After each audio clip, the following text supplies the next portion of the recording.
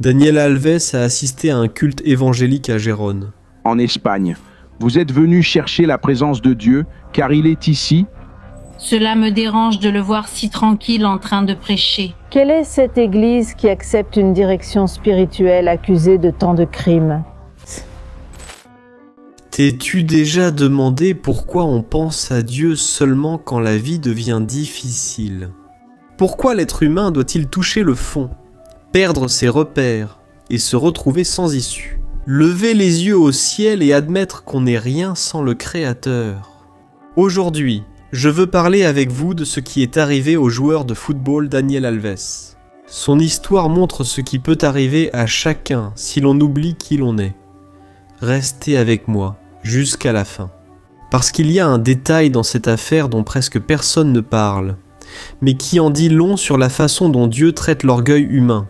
Frère, ce qui est arrivé à Daniel Alves n'est pas seulement une nouvelle choquante qui est passée à la télévision et qui a fait le tour du monde. Non, en réalité, c'est une leçon très forte sur la fragilité de notre vie et sur la façon dont Dieu agit pour sauver une seule âme. Parfois, en utilisant des chemins que nous ne comprenons pas. Et la question qui demeure est: comment un homme peut-il passer de la plus haute position qu'on puisse atteindre à une cellule de prison? Daniel Alves a passé des décennies à être l'exemple même du succès absolu. Il a été pendant longtemps le joueur le plus titré au monde. Il a remporté 43 titres officiels. Il avait tout ce que l'argent, la célébrité et le talent offrent. Il avait le meilleur travail du monde, les meilleurs voyages. Il vivait dans des villas, et tout le monde voulait être son ami, voulait prendre une photo, voulait être près de lui. Mais sais-tu ce qui arrive quand quelqu'un atteint ce succès sans avoir le cœur ancré en Dieu? La personne pense devenir invincible, que l'argent permet tout et que les règles ne la concernent pas. Et c'est précisément là que réside le danger, car la Bible apporte un avertissement très sérieux. La parole de Dieu dit, dans Proverbes, chapitre 16, que l'orgueil précède la destruction et que l'arrogance précède la chute. Et qu'est-ce que cela signifie concrètement dans notre vie quotidienne? Quand on se croit supérieur aux autres, ou qu'on pense ne pas avoir besoin de Dieu, la chute est déjà proche. Et dans le cas de Daniel, le succès était comme une échelle très haute, mais qui était appuyée sur un endroit faux. En décembre 2022, sa vie, qui semblait parfaite, s'est effondrée. Desmoronou completamente. Il a été accusé d'un crime sexuel grave contre une femme de 23 ans, dans une boîte de nuit en Espagne. Soudain, cet homme, acclamé par les supporters, est sorti menotté vers une cellule froide, qu'il partageait avec peu de monde. Il ne pouvait même pas ouvrir la porte pour prendre un peu de soleil. Il n'était plus le champion ni l'idole, juste un détenu de plus avec un numéro d'enregistrement. Mais pourquoi cela lui est-il arrivé? Écoutez mes frères, parfois Dieu permet que nous perdions notre liberté et notre réputation, pour que nous ne perdions pas notre âme. Dieu préfère te voir humilié ici avec un cœur repentant, plutôt que fier marchant vers la perdition éternelle. Et dans ce silence de la prison, où il n'y avait plus de photographes, plus de luxe, plus de champagne, ni ses amis qui n'apparaissent qu'au moment de la fête, Daniel Alves a dû se confronter à lui-même et découvrir sa vraie nature. Et la Bible parle de ce moment de détresse et de souffrance d'une manière qui donne l'impression que cela a été écrit aujourd'hui. Regardez ce qui est écrit dans le psaume 107. Ils étaient assis dans l'obscurité et dans de profondes ténèbres, enchaînés par les fers de la souffrance. Ils se sont rebellés contre les paroles de Dieu et ont méprisé le conseil du Très-Haut. C'est pourquoi il les a soumis à de lourds travaux. Ils sont tombés et personne ne les a aidés. Et, dans leur détresse, ils ont crié vers le Seigneur. Et il les a délivrés de leur souffrance. Il les a tirés de l'obscurité et des profondes ténèbres, et il a brisé leurs chaînes. Regardez, frères, n'est-ce pas ce qui est arrivé à Daniel Alves? Il était dans l'ombre de la mort, sans personne pour l'aider. Il a passé 14 mois en prison en attendant une décision. Condamné, montré du doigt par le monde entier, il a ressenti le poids de son erreur. Mais c'est au cœur de l'angoisse qu'il a crié vers le Seigneur. En 2025, la justice a fait volte-face. Il a payé une caution très élevée, d'1 million d'euros, pour répondre au procès en liberté provisoire. Le tribunal a réexaminé l'affaire estimer les preuves insuffisantes et annuler la condamnation, ce qui a entraîné sa libération. Le monde a été choqué. Beaucoup de gens se sont plaints. Mais je veux que vous regardiez ce qui s'est passé après qu'il soit sorti de ce portail en fer. Aujourd'hui, à 42 ans, Daniel vit à Gérone, en Espagne, et sa vie a complètement changé de direction. C'est à cause de lui que je continue encore à me battre. Sur son réseau social, il n'y a plus de photos de fête ou d'ostentation, et il a modifié sa description. Disciple de Jésus-Christ, il a été vu en train de prêcher, tenant la Bible et témoignant sur l'autel d'une église appelée Élim pentecôtiste. Tu sais ce que signifie Élim dans la Bible ? Lorsque le peuple d'Israël, fatigué et assoiffé, traversait le désert, il arriva à Élim, où se trouvaient 12 sources d'eau et 70 pierres. Un lieu de repos, d'ombre et d'eau fraîche. Et oui, frère, Daniel est sorti du désert de la prison, et il est allé directement chercher l'eau vive que seul Jésus peut donner à une âme assoiffée. Et il a raconté à l'église qu'il avait fait un pacte avec Dieu pendant qu'il était là dans la cellule, et il a dit que ce que Dieu promet, il l'accomplit. Et peut-être que vous vous demandez, mais pasteur, qu'est-ce qu'un pacte, frère ? Le pacte est une promesse très sérieuse faite à Dieu lors d'un désespoir, que Dieu prend au pied de la lettre. Et Daniel a promis que, si Dieu lui donnait une nouvelle chance, sa vie serait différente, totalement changée. Elle serait centrée sur le royaume de Dieu. Et maintenant, faites bien attention ici, parce que je veux aborder une partie qui exige beaucoup de discernement de notre part. Je sais qu'au fond, tu t'es déjà demandé si cette conversion est sincère ou juste un coup de marketing pour améliorer son image. Je sais que beaucoup de personnes restent méfiantes, surtout parce qu'on a déjà vu beaucoup de célébrités, après avoir commis des erreurs graves ou avoir été annulés par le monde. Et tout à coup, ils courent à l'église, prennent une Bible et commencent à parler de Dieu, juste pour essayer d'améliorer leur image aux yeux des autres. Mais nul ne connaît vraiment l'intimité du cœur. Seul Daniel Alves et Dieu savent ce qui s'est vraiment passé dans cette cellule. Et je ne peux pas affirmer si c'est vraiment vrai, s'il est vraiment né de nouveau. Mais il y a une chose que je peux faire. Je peux en effet arriver à la conclusion qu'aujourd'hui il s'est vraiment converti. Et c'est Jésus lui-même qui a dit que nous reconnaîtrions l'arbre à ses fruits.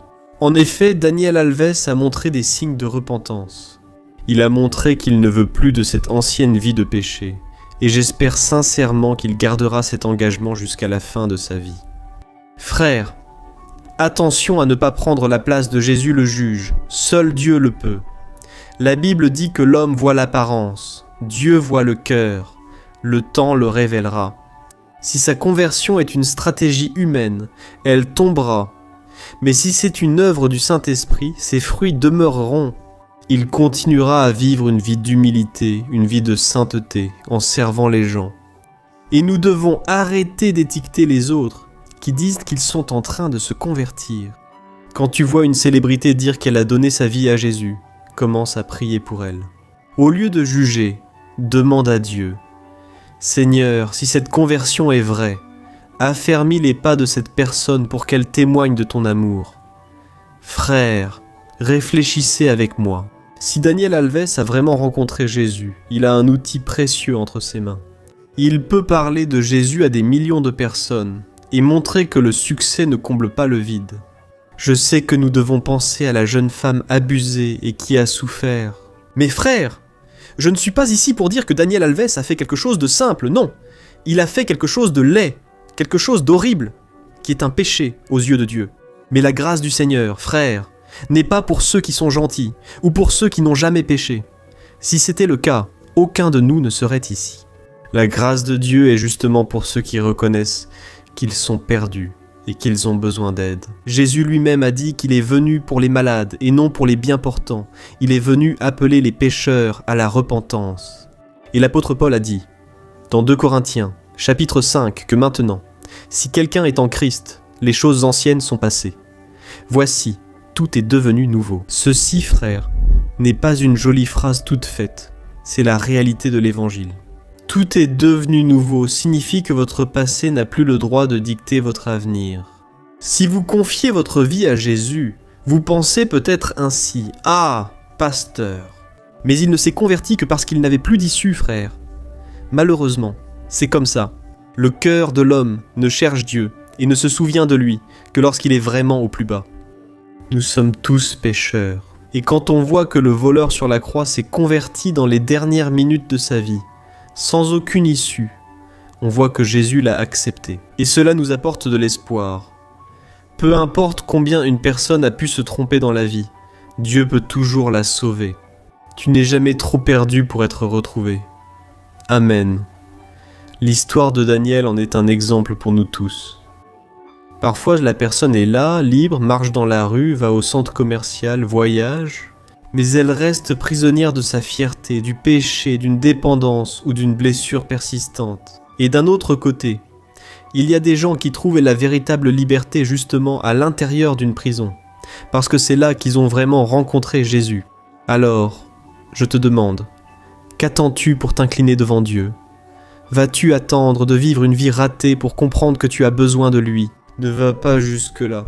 Écoute-moi bien. On a vu le procès de Daniel Alves à la télévision avec des juges, des avocats et beaucoup de discussions. Mais frère, il y a un jugement qui est certain. Nous tous, sans exception, nous serons devant le Créateur. Et là, il n'y aura ni avocat célèbre, ni argent pour payer une caution. Si tu mourais aujourd'hui, que trouverait Dieu dans ton cœur ? Ton nom figure-t-il dans le livre de la vie ? Parce que tu t'es repenti de tes péchés et que tu as mis ta foi en Jésus-Christ. Ou vis-tu une vie d'apparence, en pensant que tu as tout le temps du monde pour te corriger ? Ça ne sert à rien de gagner le monde entier, la célébrité et le succès. Si tu perds ton âme, réfléchis-y et fais une prière dès maintenant, confie ton cœur à Jésus. Je vais dire quelques mots ici et tu peux les répéter avec sincérité, je suis sûr que Dieu va t'entendre. Maintenant. Amen, dis ainsi. Seigneur Jésus, je reconnais que je suis pécheur. Je reconnais que je ne peux pas vivre ma vie seul sans ton aide. Amen, amen. Eu creio no teu sacrifício na Je crois que le Seigneur est mort pour mes péchés et qu'il est ressuscité le 3e jour pour me sauver. Je te demande pardon, Jésus, pour tout mon passé, pour tous mes péchés. Efface, Seigneur, ma douleur et écris-moi une nouvelle histoire. Jésus, je te remets mon cœur, ma vie et mon avenir entre tes mains. Amen. Je veux être avec toi tous les jours, jusqu'à l'éternité. C'est en ton nom, Jésus, que je prie et te remercie. Amen. Gloire à Dieu. Ô mes chers, c'est la prière initiale, mais maintenant vous devez faire votre prochain pas. Jésus t'a déjà accueilli. Mais maintenant, il doit faire partie de ta vie, gouverner ta façon de parler, ta façon de penser, tes chemins. Amen. Que les autres puissent voir que maintenant Jésus est ton Seigneur et Sauveur. Amen.